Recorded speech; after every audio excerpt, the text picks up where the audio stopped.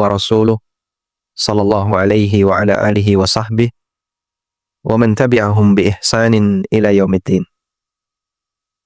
Asbahna ala fitratil Islam wa ala kalimatil ikhlas wa ala dini nabiyina Muhammadin sallallahu alaihi wasallam wa ala millati abina Ibrahim hanifan muslima wa ma kana minal musyrikin. Alhamdulillah, puji syukur kita haturkan kehadirat Allah Subhanahu wa taala atas kemudahan yang Allah berikan kepada kita untuk bisa mendatangi masjid dalam rangka melaksanakan sholat subuh walaupun dalam suasana gelap diiringi dengan hujan. Dan alhamdulillah Yogyakarta diiringi dengan hujan selama 36 jam ya, belum reda. Namun Masya Allah, saya berpikir di subuh ini masjid ini akan sepi dari jamaah. Sehingga waktu saya berangkat, jangan-jangan nanti yang hadir cuma 3 orang. Imam, muadzin, yang nyuting hadir. Namun Masya Allah ternyata yang datang cukup banyak. Tidak semua orang punya kesanggupan untuk melakukan seperti ini. Karena ibadah dengan penuh tantangan terkadang membuat orang jadi berat untuk melakukannya. Apalagi dalam situasi ketika sedang hujan. Dan nilai akan lebih besar ketika ibadah itu dilakukan penuh dengan tantangan. Karena itu Nabi SAW memberikan semangat agar orang tetap datang ke masjid walaupun suasana gelap. Di zaman beliau tidak ada lampu. Apalagi ketika kondisinya hujan, maka suasana akan menjadi semakin gelap. Rasulullah SAW sampai memberikan motivasi, Basyaril masya'in, basyiril masya'ina bidzulam, bin nurit tam, yaumal qiyamah. Berikan kabar gembira bagi al-masya'ina fidzulam, bagi orang-orang yang berjalan di kegelapan malam, ilal masajid, yang mereka berangkat menuju masjid untuk salat jamaah, binurit tam, dengan adanya cahaya yang sempurna, yaumal qiyamah, besok di hari kiamat. Sehingga Anda berangkat dalam situasi mungkin di kanan kiri Anda gelap karena lampu mati, atau suasana gelap karena hujan, tapi tetap kita nekat menuju masjid. Semoga nanti di hari kiamat akan dibalas oleh Allah Ta'ala dengan adanya cahaya yang terang yang akan membimbing. Dan sholat ini menjadi sangat berat bagi orang munafik karena mereka tidak kelihatan mukanya pada waktu hadir di masjid. Sehingga orang munafik lebih milih untuk tidur, lebih milih untuk nyantai daripada datang ke masjid, sementara mereka tidak mendapatkan perhatian apapun. Sehingga Rasulullah SAW pernah menyebutkan, asqalus salati 'alal munafiqin al-isya' was subh. Salat yang paling berat untuk didatangi oleh orang munafik adalah salat jamaah isya dan salat subuh. Lau ya'lamun nas ma fihima la'atauhuma walau habwa. Andaikan orang itu tahu apa yang dijanjikan oleh Allah di dua salat ini, tentu mereka akan mendatanginya walau habwan, walaupun harus dengan merangkak. Coba nilai berapa yang kira-kira membuat orang kaya mau merangkak dari rumah menuju masjid? 2 juta?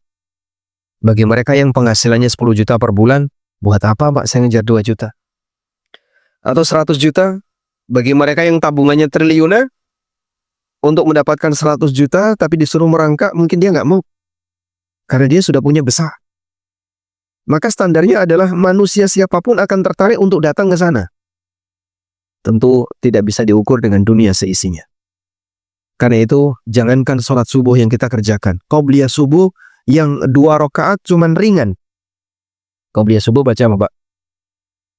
Qobliyah subuh baca apa? Baca Al-Fatihah yang jelas ya. Kalau nggak baca Fatihah kan batal ya.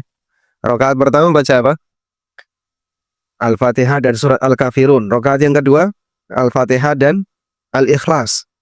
Yang demikian ringan, kata Rasulullah SAW, rakaat al-fajri khairum minad dunya wa ma fiha. 2 rakaat di waktu fajar, yaitu qobliyah subuh, lebih baik dibandingkan dunia seisinya. Untuk menggambarkan ibadah seorang muslim yang mengawali pagi harinya, dia melawan rasa kantuk, dia melawan keinginan dia untuk malas-malesan, tapi dia tinggalkan itu semuanya dalam rangka menghadap Allah, walaupun hanya dengan 2 rakaat ringan, lebih baik daripada dunia seisinya. Apalagi ibadah yang penuh dengan perjuangan, begitu tangi turu bangun tidur, kok masih mendengar hujan, kers, kers, kers, kers, kers. Itu kan motivasi untuk tidur lagi. Sehingga apalagi dalam situasi cuaca dingin, ya, di depannya jam gak kelihatan, kadang dia merasa kayaknya kok masih larut malam, padahal tinggal sedetik sudah mau adzan. Suasana hujan masih turun, mungkin selimut akan diangkat untuk merem. Karena orang pingin kemudian istirahat dalam situasi seperti ini. Tapi kita kalahkan itu semuanya, kita bangkit, dan kita mengambil air wudhu, lalu kita ibadah, kita salat, nilainya jauh lebih besar dibandingkan dalam situasi normal. Maka jangan Anda anggap ini hal yang remeh, jamaah. Ibadah dalam situasi orang merasa berat melakukannya, nilai pahalanya akan lebih besar dibandingkan ketika ibadah itu dilakukan dalam kondisi ringan untuk melakukannya. Karena itulah Rasulullah SAW ketika ditanya oleh seorang sahabat, yaitu Usama bin Zaid, atas kebiasaan beliau di mana beliau rutin mengerjakan puasa ketika Sya'ban. Kenapa Rasulullah SAW lebih rajin puasa di bulan Sya'ban? Yang itu tidak terjadi pada bulan-bulan yang lain. Kata Nabi SAW, "Hada syahrun yaghfulun nasu anhu." Bulan Sya'ban adalah bulan di mana orang sering melalaikannya. Baina Rajabin wa Ramadan, karena dia jatuh di antara Rajab dan Ramadan. Rajab merupakan bulan ibadahnya orang jahiliyah di masa silam. Sedangkan Ramadan merupakan bulan ibadahnya kaum muslimin. Sehingga orang Arab di bulan Sya'ban itu jarang melakukan ibadah. Tapi Nabi SAW tampil beda, sehingga dalam situasi ketika masyarakat malas untuk ibadah di bulan Sya'ban, justru Nabi SAW menjadi orang yang rajin ibadah di bulan Sya'ban. Di posisi itulah Nabi SAW ingin menjadi orang yang tampil beda. Dalam posisi ketika banyak orang malas ibadah, beliau justru menjadi orang yang rajin ibadah. Kondisi ini akan membuat nilai ibadah yang dilakukan oleh seorang hamba semakin besar. Anda bisa bayangin ya, yang kira-kira mau bangun malam atau bangun subuh dalam situasi hujan masih turun, itu banyak atau sedikit, Pak? Banyak atau sedikit? Sedikit. Kita saja ya, mungkin godaannya pengen tidur. Sehingga kita lawan, sampai akhirnya kita berhasil bangun, kemudian kita datang ke sini dengan kemudahan Allah, terus tidurnya di sini. Masya Allah. Yang merem-merem nih coba ya. Itu kan karena tidak bisa mewujudkan tidur ketika di kasur, lanjut tidur di masjid. Enggak ya? Itu kan Mas? Dari mana Mas? Yang remaja-remaja ini, dari mana? Dari Pondok Khadijah. Jauh dari sini? Dekat, alhamdulillah. Masya Allah. Tadi naik apa ke sini? Naik mobil, rombongan. Baik. Itu anak pondok, Pak. Yang dia dikontrol oleh para pengasuh. Mungkin bagi mereka yang bukan mondok, yang masing-masing diberi kebebasan, kamu mau bangun silahkan, nggak bangun juga silahkan, mereka terkadang lebih milih untuk tidak bangun. Baik, kita berharap kepada Allah, sebagaimana Allah Ta'ala memberikan kita kekuatan dan kemudahan untuk bisa menuju masjid dalam situasi ini. Semoga nantinya Allah Subhanahu wa Ta'ala berikan kemudahan bagi kita untuk meniti sirat ketika menuju surganya. Jamaah belakang Allah Subhanahu wa Ta'ala, kita akan mempelajari tentang bagaimana mempertahankan sunnah harian. Ibadah yang menjadi tambahan berkaitan dengan amalan wajib yang kita kerjakan. Amalan sunnah disediakan oleh syariat kita sebagai anugerah bagi Allah, sebagai anugerah dari Allah untuk para hambanya. Kenapa amalan sunnah ini bisa kita sebut sebagai anugerah? Bukankah itu tambahan pekerjaan? Dan tambahan pekerjaan bisa jadi bagi sebagian orang itu berat baginya. Baik, Bapak Ibu yang kami hormati, bagi orang yang sadar akan pentingnya nilai gaji dan upah, dia akan berusaha untuk nyari tambah. Makanya bagi para karyawan pabrik, karyawan perusahaan yang dia ingin mendapatkan tambahan gaji, adanya waktu lembur itu bagi dia menyenangkan. Bahkan kadang nggak ada lembur saja dia berusaha untuk lembur. Bahkan sampai minta, bos ada nggak pekerjaan tambahan? Saya masih banyak waktu nganggur. Karena dia kerja selama 8 jam. 8 jam itu kan berarti sepertiga dari waktu yang dia punya. Untuk 24 jam yang dimiliki oleh dia.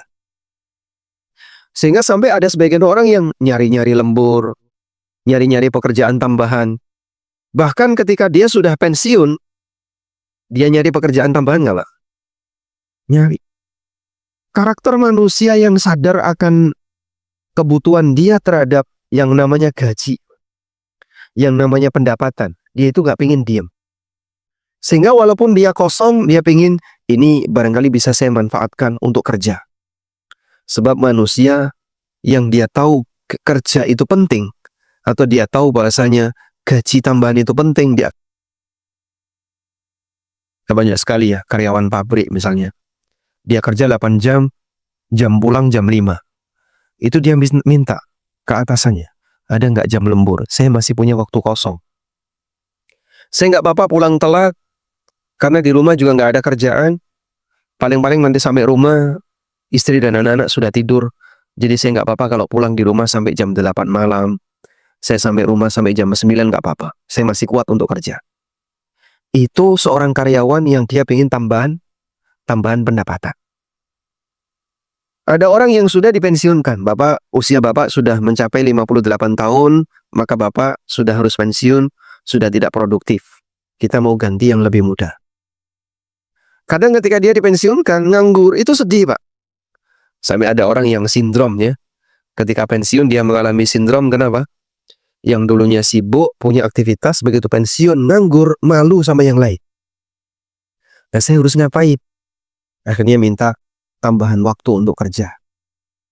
Dan sebagian orang merasa bangga, di usia 60 masih dipakai, bahkan di usia 70 masih dipakai karena nggak ada masa pensiun. Dia merasa bangga.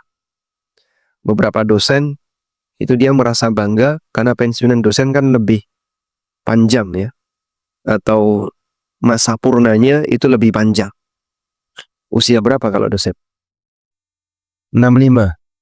Padahal kalau karyawan biasa 50 sekian tahun. 65 dosen masih kerja. Kalau profesor sampai 70 ada tambahan lagi. Sehingga perjuangan dia untuk sampai jadi profesor dikasih tambahan 5 tahun. Masya Allah. Itu manusia dalam urusan ngejar dunia. Ketika seorang hamba dia ingin mengejar akhirat, dia akan berusaha untuk mencari tambahan sebanyak-banyaknya. Mungkin ketika dia hidup dia nggak sadar kalau nilai pahala yang saat ini dia perjuangkan, barangkali dia merasa kayak sudah cukuplah sampai di sini saja. Ternyata di depannya dia masih butuh lebih banyak lagi. Kan itu Allah gambarkan. Yaqulu ya laitani qaddamtu li hayati. Yaqulu ya laitani qaddamtu li hayati. Dia mengatakan, andaikan dulu saya memanfaatkan dengan maksimal qaddamtu li hayati. Aku memanfaatkan dengan maksimal li hayati untuk kehidupanku ini. Kehidupanku ini yang dimaksud kehidupan apa? Kehidupan akhirat. Ya laitani qaddamtu li hayati. Andaikan dulu saya persiapkan untuk kehidupanku ini. Maksudnya adalah kehidupan akhirat. Sehingga dia menyadari kehidupan yang sejatinya adalah kehidupanku ini maksudnya adalah akhirat. Yang sekarang mungkin banyak orang yang sadar. Dia nggak tahu kalau kehidupan akhirat itu adalah kehidupan yang demikian membutuhkan yang namanya bekal yang banyak. Kadang kan kita menyesali masa muda setelah kita di usia tua. Coba yang masih remaja ya. Yang masih remaja kadang tidak berpikir, waktu tua apa sih yang akan harus aku lakukan? Sehingga anak remaja itu dalam pikirannya yang penting senang-senang, yang penting happy, main-main. Waktunya habis hanya untuk main. Dia tidak berpikir nanti tuanya itu butuh apa, dia tidak berpikir. Begitu sudah tua, dia berpikir. Menyesali masa mudanya dulu. Kenapa dulu waktu remaja saya kok nakal? Kenapa waktu dulu saya masih remaja tidak banyak menghafalkan Quran? Kenapa dulu waktu saya remaja tidak banyak belajar, waktuku hanya habis untuk main-main? Itu baru ketahuan ketika kapan? Tua. Maka orang tua ngasih pengalamannya kepada yang muda. Ini masa sama-sama masih hidup, Pak. Sama-sama masih hidup. Tapi yang remaja karena dablek tetap saja nggak mau. Sehingga bapaknya ngasih tahu, kamu harus rajin belajar. Kamu harus serius. Nanti kamu kalau sudah tua seperti bapak, kamu nggak punya kesempatan lagi untuk serius belajar. Mau menghafal susah, karena tiap hari bapak mikir utang. Sekarang kamu belum punya utang, nanti kamu harus melanjutkan utang bapakmu. Sehingga dalam posisi masih remaja, dia didoktrin kayak gitu. Tujuannya apa? Biar dia sadar. Cari bekal sebanyak-banyaknya, biar nanti kalau kamu sudah tua, kamu sudah dewasa, bekalmu banyak. Sekarang kamu bisa belajar dengan maksimal. Kau bisa ngaji dengan maksimal. Kau bisa menghafalkan Quran dengan maksimal. Gapai cita-citamu setinggi mungkin. Kuatkan tekadmu dari sekarang. Itu remaja, Pak. Di mana orang tua ini masih hidup, ketemu dengan anaknya yang masih kecil, juga masih hidup, dia ngasih nasihat.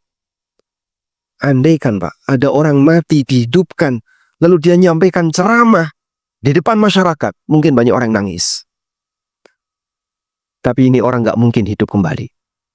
Sehingga kita tidak bisa mendapatkan apa sih tausiah yang akan disampaikan oleh orang yang mati, yang mereka sudah menjumpai kondisi akhirat, yang mereka sudah menjumpai bagaimana balasan yang ditampakkan oleh Allah kepadanya. Mereka nggak dihidupkan kembali. Namun semua itu diceritakan oleh Allah dalam Al-Quran. Yaqulu ya laitani qaddamtu li hayati. Itulah contoh penyesalan orang-orang yang sudah meninggal. Qaddamtu li hayati, andaikan dulu saya masih hidup, saya berjuang untuk kehidupanku ini, yaitu kehidupanku pasca kematian. Kita baca ayat itu. Tapi mungkin iman kita nggak begitu kuat, sehingga pada waktu kita membaca ayat itu, bagi kita santai saja. Seperti anak remaja yang dikasih nasihat sama orang tuanya. Kayak gitu tak kandani bolak-balik ya kesek ndablek kayak gini. Nanti kamu kalau sudah tua, tantangan hidupmu kayak gini, kayak gini, kayak gini. Itu orangnya masih hidup bisa ngasih nasihat. Dan kita kan nggak pernah dapat nasihat dari orang mati, Pak. Anda datang ke kuburan, Simba, tolong dong berbagi pengalaman. Jenengan di sana dapat apa? Sharing pengalaman. Jenengan dapat apa? Bisa nggak dia ngomong? Nggak bisa. Padahal bisa jadi dia itu nyeselnya luar biasa. Andaikan dia bisa hidup ngandani sampean, nangis sampean, Pak. Karena dia sudah tahu kondisi asli yang ada di akhirat. Tapi kita nggak dapat itu, Pak. Rasulullah SAW dapat wahyu dan beliau ditampakkan dan mengatakan, laula tanawubukum fil janais. Andaikan bukan karena kalian harus mengantarkan jenazah, maka saya mau berdoa kepada Allah agar Allah memperdengarkan kepada kalian bagaimana suara penghuni kubur. Andaikan kita bisa mendengar, mungkin kita nggak bisa tidur. Mungkin kita nggak doyan untuk makan. Mungkin hidup kita penuh dengan ketakutan.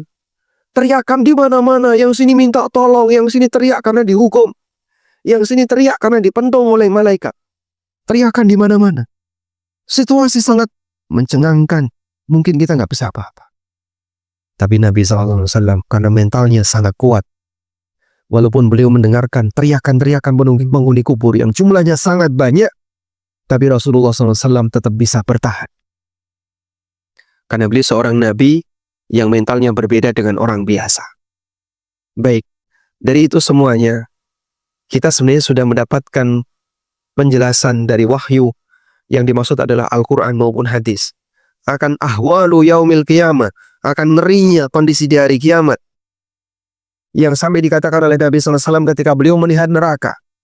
Ditampakkan kepada beliau neraka. Lalu beliau mengatakan, "Fama ra'aitu mandaran afdha'a minha." Belum pernah aku melihat pemandangan yang lebih mengerikan dibandingkan neraka. Ta'kulu ba'duha ba'dan. Neraka satu dengan neraka yang lain saling memakan. Itu karena belum ada bahan bakarnya. yang berupa manusia. Kata Allah Ta'ala, waquduhan nas wal hijarah. Padahal neraka begitu dikasih manusia nyemplung, langsung dimakan. Dimakan oleh apinya. Baik. Maka kita butuh bekal yang banyak jemaah. Walaupun tidak ada orang mati yang menasihati kita. Tapi Al-Quran telah memberikan nasihat kepada kita. Untuk persiapan pada hari di mana yauma la yanfa'u malun wala banun illa man atallaha biqalbin salim. Pada hari tidak ada manfaat harta dan anak kecuali mereka yang datang kepada Allah dengan hati yang pasrah. Dan hati seorang hamba yang pasrah, dia persiapan untuk menghadapi hari yang di situ tidak bisa beramal tapi isinya hisab. Itulah hari akhirat. Baik. Dalam situasi seperti itu, Allah sediakan bagi kita amal sunnah. Apa fungsi amal sunnah tadi, Pak?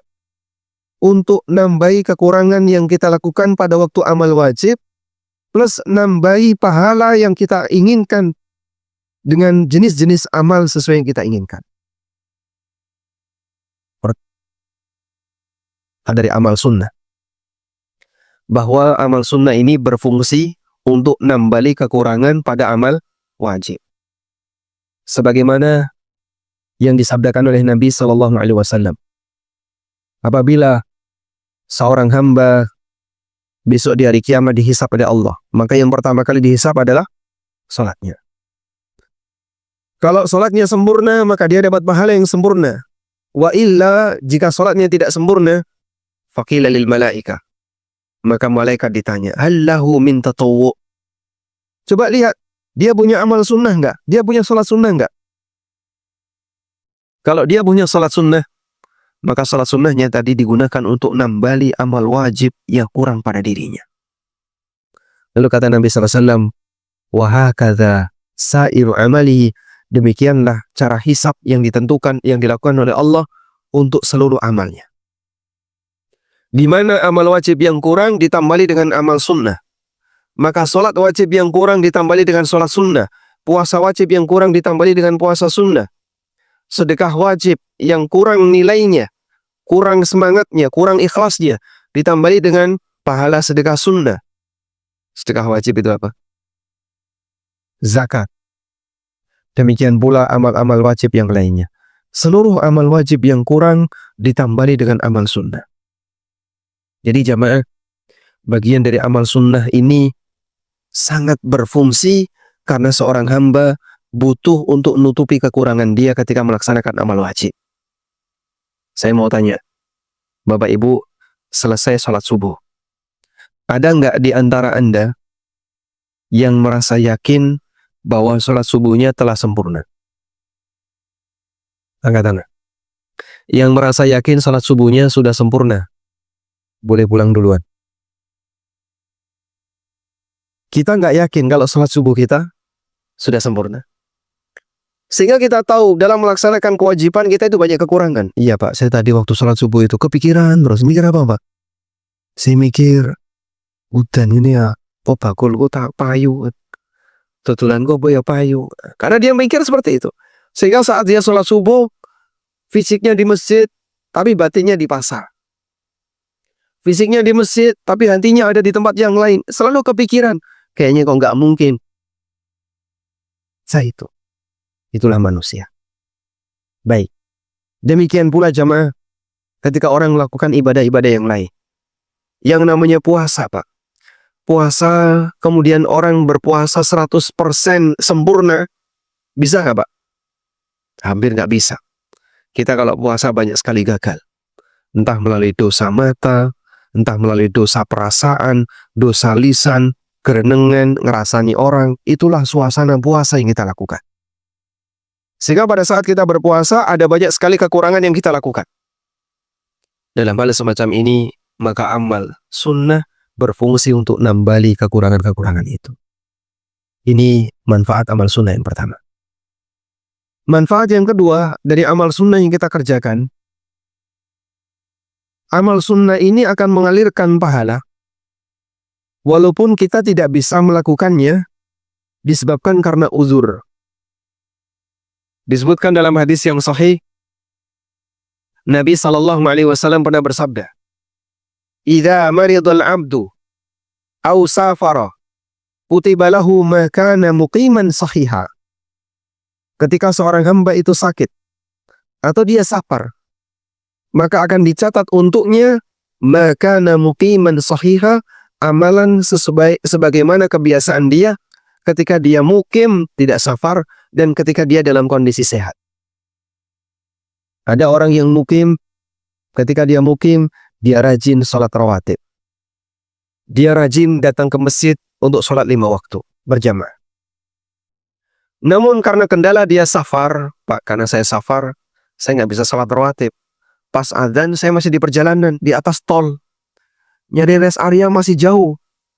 Pas adzan saya masih di atas kereta. Pas masuk waktu sholat saya masih di atas pesawat. Ada banyak kondisi di mana orang musafir tidak bisa melakukan amal ibadah rutin.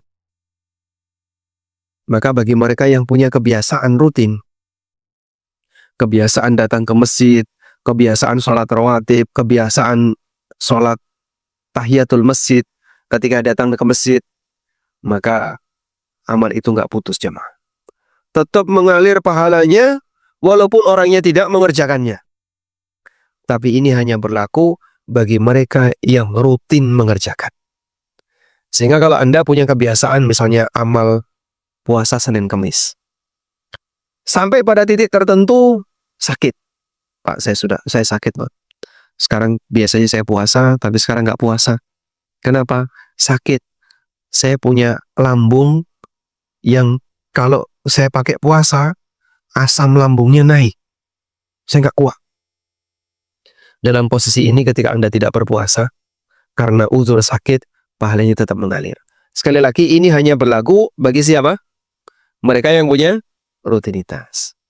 Tapi kalau nggak punya rutinitas, baru kemarin beramal, sekarang bolos.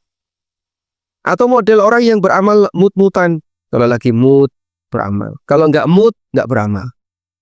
Mut-mutan itu apa, Pak? Ya? Permen, ya. Kalau lagi mood dia mau beramal, kalau nggak mood dia nggak mau beramal. Yang kayak gini nggak ada, Pak, pahala yang terus mengalir. Bahkan sampai pada kondisi ketika seorang hamba punya uzur karena usia, sehingga dia tidak bisa beramal rutin sebagaimana dulu waktu dia masih muda, pahalanya terus mengalir. Allah Ta'ala berfirman, "Illal ladzina amanu wa 'amilus shalihati falahum ajrun ghairu mamnun." Kecuali orang yang beriman dan beramal saleh, dia mendapatkan pahala yang terus mengalir. Apa yang dimaksud pahala yang terus mengalir? Dijelaskan oleh Ibnu Abbas radhiyallahu anhu. Dan ini dikutip oleh Al-Qurtubi dari Ad-Dhahhak dari Ibnu Abbas. Di situ dinyatakan Allah Subhanahu wa taala menyediakan pahala bagi hambanya yang dia punya kebiasaan amal soleh di waktu muda, sampai akhirnya dia tinggalkan karena uzur usia, maka pahala yang terus mengalir sesuai dengan kebiasaan dia di waktu muda. Sehingga Bapak Ibu yang kami hormati, coba saya mohon izin untuk menyebutkan teksnya. Bagaimana perkataan yang disampaikan oleh Ibnu Abbas. Qala Ibnu Abbas, kata Ibnu Abbas, "Idza kana al-'abdu fi shababihi kathiras salati, kathiras siyam." Apabila ada seorang hamba ketika di usia muda, banyak salat, rajin puasa, was-shadaqah, dan rajin sedekah. Summa dha'ufa amma kana ya'malu fi shababihi. Sampai akhirnya ketika dia di usia tua, dia sudah enggak mampu lagi untuk melakukan amalan sebagaimana waktu dia masih muda. Ajrallahu azza wa jalla ma kana lahu ya'malu fi syababihi. Maka Allah tetap mengalirkan pahala untuknya sesuai dengan kebiasaan amal yang dia lakukan di waktu muda. Masya Allah. Anda bisa bayangin ya, Bapak Ibu, ini dengkul ya, ada saatnya leren.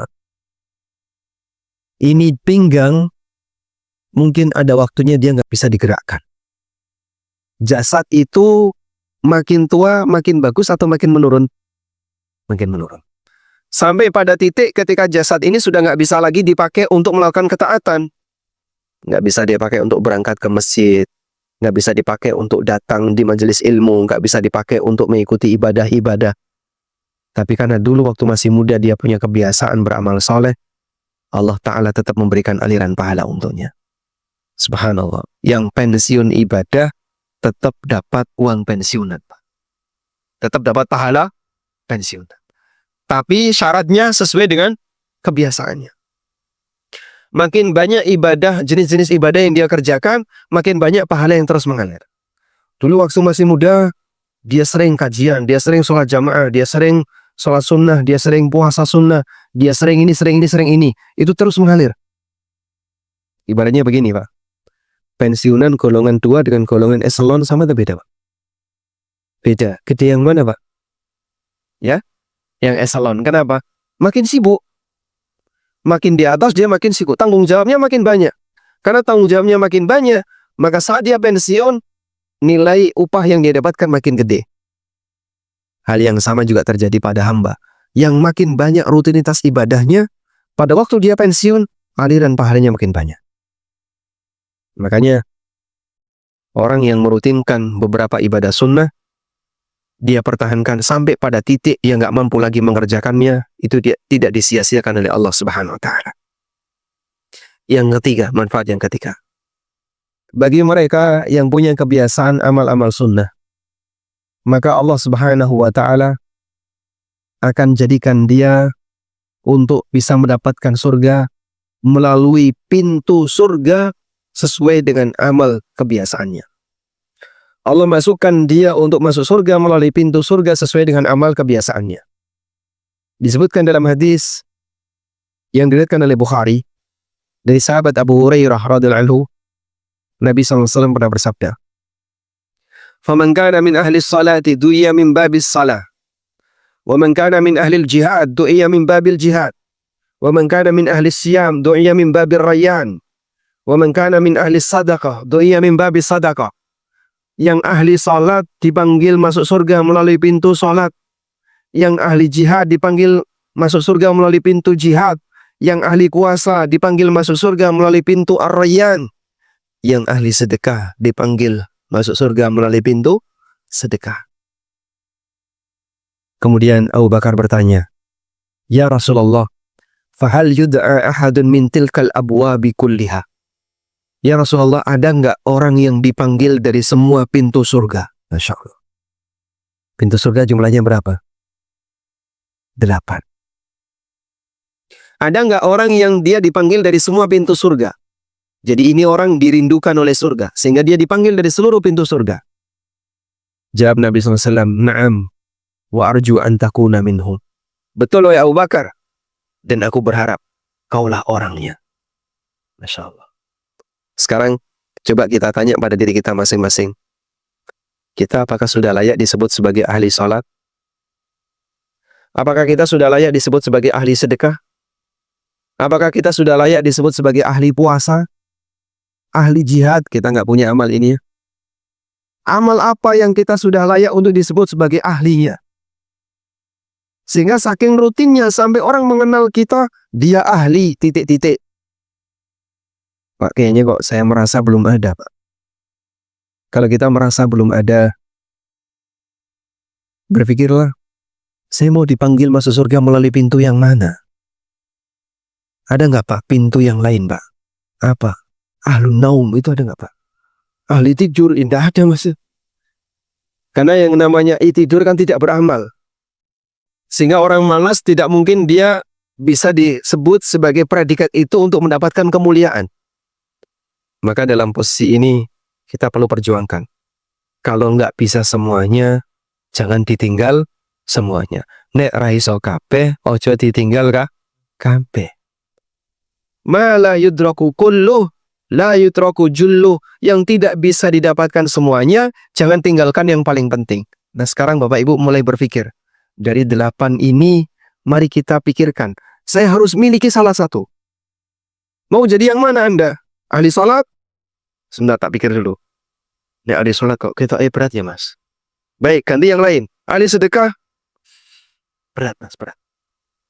Nek nyawang awakku iki cetil kumet medit, gak sanggup saya.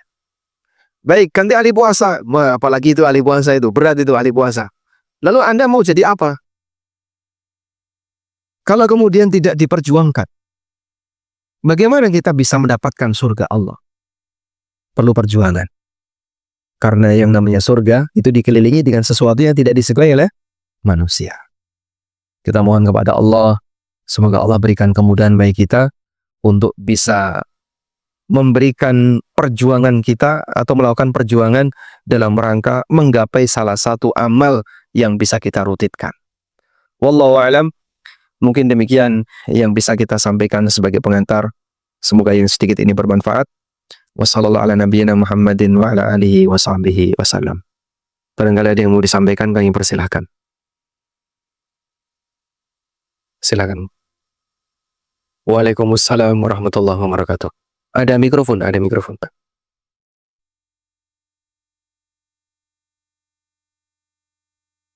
Ali sebut jika api bisa binat per ceritanya. Sebab jika akan binat prosesiat, kalau akan bawa dan itu kita api ketiak gimana saya adalah diri Allah ya. Dia bilang apa? Lihat sendiri. Saat ada berkasiat bumi itu kan obat hubungan itu tiap tanya betul optimal. Terutama terhadap gulat sedikit dari pos. Kemudian amalas, kemudian senat dapelat, dan atau dua malaikat yang menanyakannya maksud dari kah mungkin tak semua. Laiku hadis atau kan. Waalaikumsalam warahmatullahi wabarakatuh. Dalam sehari ahli kubur berteriak 5 kali. Kuburannya bukan ahli kuburnya. Kuburannya berteriak, saya gelap, penuh dengan ular. Kemudian apa lagi? Tanpa alas, sempit, ada malaikat mungkar dan nakir. Wallahu alam, saya nggak tahu. Saya belum pernah mendengar yang seperti ini. Kalau kemudian penghuni kubur itu berteriak karena dipukul oleh malaikat, itu hadis sahih riwayat Muslim. Kalau kemudian Nabi SAW pernah menawarkan kepada para sahabat, nanti kan bukan karena kalian mengantarkan jenazah, saya mau doakan agar Allah memperdengarkan suara penduduk kuburan, suara ahli kubur kepada kalian, itu hadis sahih. Tapi kalau kuburan berteriak 5 kali dengan mengatakan, aku gelap, aku penuh dengan ular, aku sempit, wallahu alam, saya nggak tahu. Mungkin bisa ditanya kepada yang menyampaikan pengajian, minta tolong teks hadisnya, barangkali nanti bisa saya sampaikan dalam ceramah yang lain. Setidaknya ini menjadi pengingat bagi kita, bahwa di alam kubur itu sangat mengerikan. Namun sekalipun demikian, kita sadar bahwa suasana alam kubur memang mengerikan. Penghuni kubur itu disempitkan. Sampai kata Nabi SAW, hatta takhtalifa adla'uhu, sampai tulang-tulangnya itu berserakan. Sekarang tulang rusuk kita Pak rapi berada di kanan kiri Pak. Dan saat Anda tekan, ini tetap bertahan. Sehingga orang ketika dalam posisi masih hidup, dia tidak mendapatkan tekanan fisik yang kuat, tulangnya bertahan. Di alam kubur, manusia disempitkan kuburannya, hatta takhtalifa adla'uhu, sebagaimana dalam hadis dari Al-Barra' bin Azib. Sampai tulang-tulangnya itu berserakan. Entah mungkin tangan jadi pindah ke sana, mungkin tulang kaki pindah ke atas, karena diremuk sesuai dengan apa yang Allah kehendaki. Apa yang bisa kita bayangin kalau kita jadi seperti itu? Maka betapa mengerikannya kondisi di alam kubur. Dan saya sarankan ada satu buku yang mungkin bisa kita jadikan sebagai pengingat. Buku itu judulnya At-Tadhkirah, ditulis oleh Al-Qurtubi dan sudah diterjemahkan ke dalam bahasa Indonesia. Cuman saya lupa judul bahasa Indonesianya. Dan isi buku itu menjadi pengingat bagi orang yang membacanya tentang kehidupan pasca kematian. Ada apa di sana? Sehingga membuat orang jadi ingat dengan kehidupan itu agar dia lebih persiapan. Wallahu a'lam. Dan buku-buku seperti ini penting untuk sesekali kita baca agar kita memiliki hati yang punya rasa takut kepada Allah Subhanahu wa taala. Silakan. Mantan sunat, mantan sunat sebaik. Cerita asal.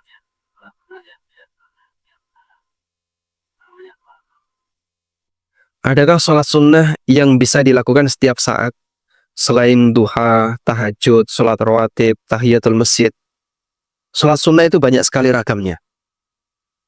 Dan mungkin saya sarankan Bapak Ibu punya buku judulnya Kumpulan Sholat Sunnah karya Dr. Said bin Wahab Al-Qahtani. Dr. Said bin Wahab Al-Qahtani, judul bukunya Kumpulan Sholat Sunnah. Penting bagi setiap keluarga punya buku ini ditaruh di perpustakaan keluarga. Sehingga kalau bisa di masing-masing rumah punya buku wajib bagi keluarga muslim. Contohnya Riyadhus Shalihin, Bulughul Maram, itu buku wajib ya. Kemudian Hisnul Muslim, kumpulan doa-doa sehari semalam berasal dari Al-Quran dan Sunnah. Termasuk misalnya buku tentang kumpulan sholat-sholat sunnah sepanjang masa. Ini buku wajib yang harus ada di setiap rak buku muslim, rak buku keluarga muslim. Biar nanti kalau anak kita lagi buka-buka atau ibu-ibu misalnya cari Tupperware kok nemu buku, alhamdulillah. Nanti bisa baca buku itu. Nah, kalau Anda bertanya, apa sholat sunnah yang bisa kita kerjakan setiap saat? Setiap saat itu berarti tidak mengenal waktu ya. Misalnya, Pak, sholatnya tidak di malam hari, tidak di siang hari. Kapan itu kalau tidak di malam hari, tidak siang hari? Atau misalnya sholatnya tidak di waktu duha, tidak di waktu tahajud. Misalnya setelah duhur. Setelah duhur sampai asar, ada nggak sholat sunnah, Pak? Selain ba'diyah duhur. Nggak ada ya. Karena ini memang waktu istirahat. Tapi kalau misalnya saya mau sholat di waktu itu, sholat sunnah apa? Anda bisa kerjakan sholat sunnah mutlak. Sholat sunnah mutlak itu adalah sholat sunnah tanpa nama dan tanpa sebab. Sholat gitu aja. Sholat sunnah mutlak itu boleh dilakukan di waktu kapanpun. Tangan. Tidak di waktu larangan itu kapan, Pak? Setelah asar sampai terbenam matahari. Setelah subuh sampai terbit matahari. Itu sholat sunnah mutlak gak boleh. Maka dalam situasi seperti ini, Anda jangan lakukan sholat sunnah mutlak. Selain itu silahkan kerjakan sholat sunnah mutlak. Jadi sholat sunnah mutlak tadi apa? Sholat tanpa sebab, tanpa nama. Ya pengen sholat. Apa Pak dalilnya sholat sunnah mutlak? Suatu ketika ada sahabat yang melayani Rasulullah SAW. Selesai beliau melayani Nabi SAW, Nabi SAW menawarkan kepada sahabat ini, Sal, silakan kau minta sesuatu. Ya Rasulullah, saya cuma minta satu. Apa itu? Murafaqataka fil jannah. Aku minta bisa menemani Anda di surga. Awa ghaira dzalik, minta yang lain. Jangan yang itu. Tidak ya Rasulullah, saya hanya minta yang itu. Bisa menemani Anda di surga. Masya Allah. Ini kan permintaan tinggi sekali. Kemudian Nabi SAW mengatakan, Fa'inni ala dzalika bikatsratis sujud. Kalau begitu, bantu diriku untuk mewujudkan permohonanmu dengan memperbanyak sujud. Beliau didoakan oleh Allah agar bisa membersamai beliau di surga. Namun itu pun pakai sebab. Sebabnya apa? Perbanyak sujud. Perbanyak sujud itu maksudnya gimana, Pak? Apa begitu ketika datang sujud, nanti jalan selangkah sujud lagi, jalan lagi sujud lagi? Bukan demikian. Terus apa yang dimaksud memperbanyak sujud? Maknanya apa? Memperbanyak sholat sunnah. Maka dianjurkan bagi orang yang ingin mendapatkan derajat surga yang tinggi, perbanyaklah sholat sunnah. Wallahu a'lam. Baik, pun juga. Nah, maksudnya gini apa, Pak? Oh gini harusnya. Angkatannya kok 2 jari.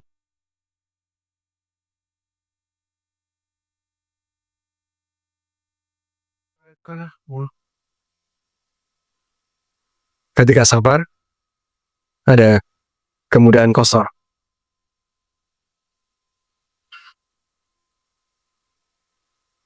Ketika sabar. Nah. Oh, maksudnya 2 pertanyaan gini tuh ya.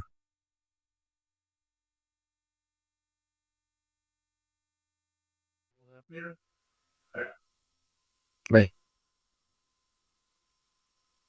Ketika kita safar, apakah kita juga disyariatkan untuk melakukan salat sunnah? Jawabannya iya. Jadi dalam kondisi apapun manusia itu disyariatkan untuk sholat. Kalau safar Pak, ya, apakah safar menghalangi orang untuk sholat? Tidak, karena kamu safar kamu nggak boleh sholat. Apakah gitu? Tidak. Namun ketika safar ada sunnah yang ditinggalkan, yaitu rawatib. Sehingga pada waktu safar, sholat rawatib baik qobliyah maupun ba'diyah, sunnahnya ditinggalkan.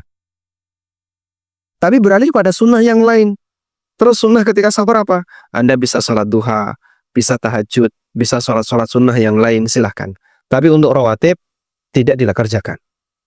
Nabi SAW, ketika beliau sedang safar, orang safar di masa silam itu kan berada di atas onta atau keledai. Dan rata-rata yang dipakai ini, kalau nggak onta, keledai. Kuda itu jarang, karena kuda itu larinya terlalu cepat. Sehingga nunggang kuda dengan kecepatan tinggi lari begitu, orang nggak kuat lama. Capek. Tapi kalau onta nyantai. Ya.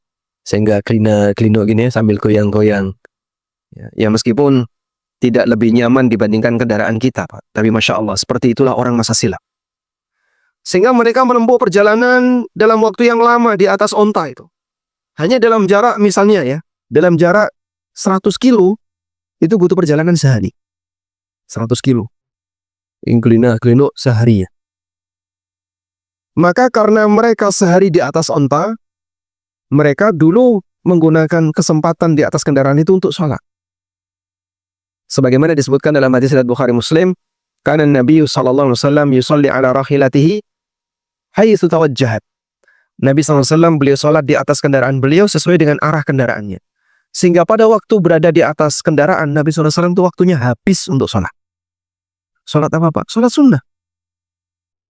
Sehingga beliau banyak sholat sunnah di atas onta. Karena begini, ketika berada di atas kendaraan, di atas onta, itu kan ontanya nggak mungkin tersesat. Kenapa? Dikasih tali ya. Nyambung dengan onta depannya sampai onta terdepan. Nah, onta terdepan itu yang dituntun. Sehingga nanti gantian nonton tuh yang terdepan. Nonton belok kanan, belok kiri, nyari jalan. Sedangkan yang di belakangnya cuma ngikuti saja. Maka mereka yang naik onta di belakang seperti penumpang. Yang sudah kendaraannya dikendalikan oleh driver, oleh supir. Dalam posisi ini, beliau banyak sholat sunnah. Coba kita kalau melakukan perjalanan dari Jogja menuju Jakarta, naik bis. Di atas bis, waktu kita habis untuk apa? 1. Nyemil. 2. Tidur. 3. Main game. 4. Buka Facebook. 5. Buka YouTube. 6. Buka marketplace. Rata-rata itu. Kalau nggak ngobrol, apalagi kalau pikniknya bareng dengan teman-teman, wah Masya Allah, isinya cuma guyon aja. Seisi bis itu isinya guyon. Betul kayak gitu ya. Jadi jarang kemudian kita manfaatkan untuk berzikir. Jarang kita manfaatkan untuk sholat, karena teman kita banyak. Jamaah umroh, kalau mereka naik pesawat, Jakarta Jeddah, Jakarta Madinah, 9 jam. Kalau di depannya ada TV, sudah. Di depannya ada hiburan, TV. Yang dilakukan apa? Nonton TV, nonton film. Andai kan tidak dikasih peringatan, ayo sholat, baca Quran, zikir, ibadah, mereka pasti akan habis waktunya nonton film. Kalau enggak, merem, tidur. Padahal 9 jam itu ya terbuang sia-sia hanya untuk itu. Meskipun kadang kita kasih motivasi. Kalau Anda pengen mendarat dalam kondisi sehat, gunakan untuk istirahat. Jangan melek terus. Pak, saya reso turu ya Pak, melek terus, Masya Allah. Ini kasihan, jangan minum antimo. Kalau enggak tambah CTM. Turu dia. Biar nanti ketika mendarat sehat. Namun, sholat yang dilakukan oleh dulu orang-orang soleh masa silam ketika berada di atas kendaraan, mereka rajin ibadah, rajin sholat, sepanjang di atas kendaraan. Baik. Yang kedua, batasan safar itu berapa lama dan berapa jauh waktunya, berapa jauh jaraknya. Minimal 80. Kalau kurang dari 80 kilo, maka dikembalikan kepada urf yang berlaku di masyarakat. Kalau perjalanan safar itu kurang dari 80 kilo, dikembalikan kepada apa? Urf. Urf itu apa? Anggapan masyarakat, kebiasaan masyarakat. Contoh ya.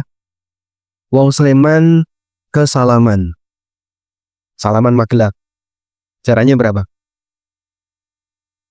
Sleman Salaman. Berapa? 30 kilo. Tapi karena sudah beda provinsi, Sleman dengan Salaman beda provinsi. Jaraknya cuma 30 kilo. Menurut orang di sini, ke Salaman itu safar nggak? Safar nggak? Tidak atau safar? Tidak. Ada yang mengatakan, oh itu sudah safar pak, karena kita ke Magelang. Sleman Magelang, cuman keletan kali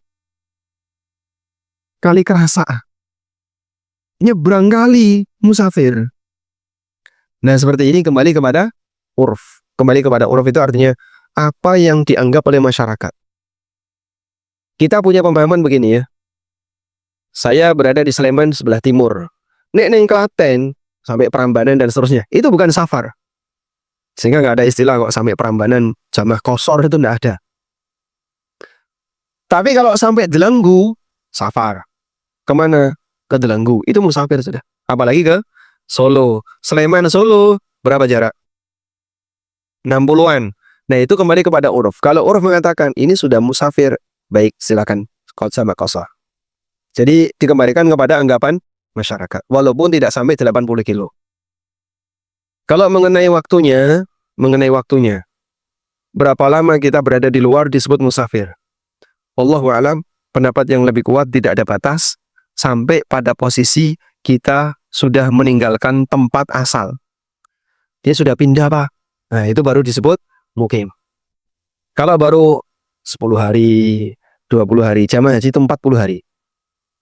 Di kota suci selama 38, 2 hari untuk perjalanan. Selama 35 hari ke atas, mereka itu musafir. Maka jamaah haji masuk kategori safar, walaupun dalam waktu yang lama. Wallahu a'lam. Baik, mungkin itu yang bisa kita sampaikan. Semoga bermanfaat.